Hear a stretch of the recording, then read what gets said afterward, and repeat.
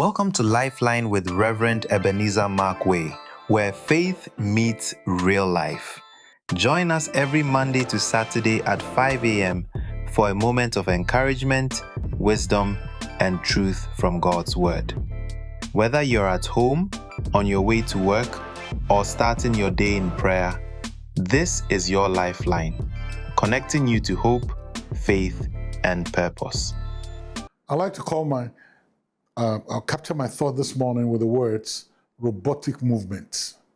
Robotic movement.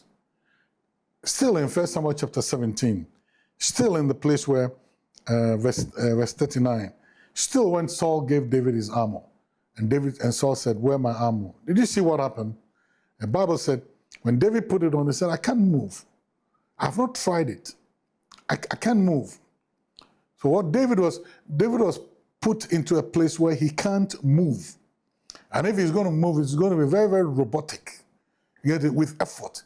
He's going to spend more effort moving in that armor rather than the lightness he needs in order to deal with Goliath. You see what happens? When you try to be somebody else, you get stuck. When you try to talk like somebody, when you try to do things like somebody else, you get stuck. David said, "I've not tried it, and I can't move."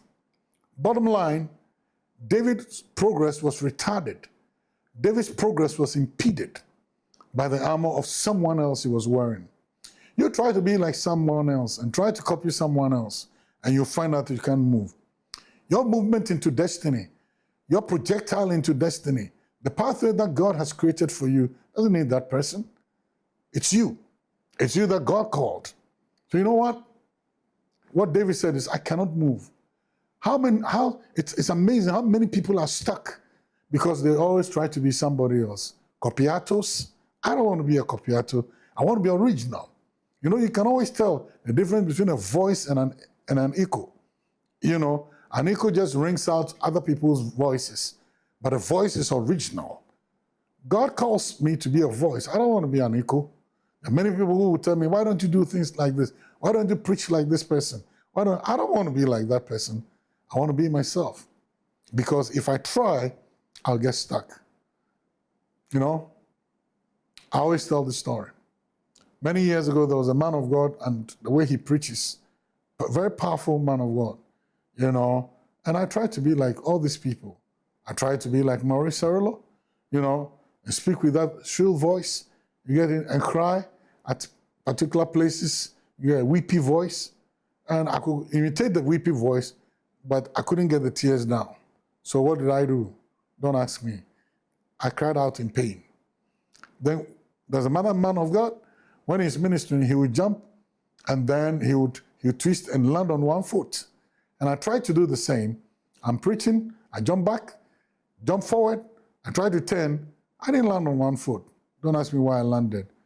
Painful places, not on my knee, on my backside. And the pain shot through my body. And then one little boy says, "Oh, the preacher is down. The preacher is falling." Why do you try to be like somebody else? Why do you try to copy someone else? That's not right. Be yourself. If you try to walk like someone else, your movement will become robotic. It is not genuine. It's not original. It is fake. It is AI. Even AI is better. Be yourself. Robotic movements, you don't need it. See you later. This is your Lifeline, connecting you to hope, faith, and purpose.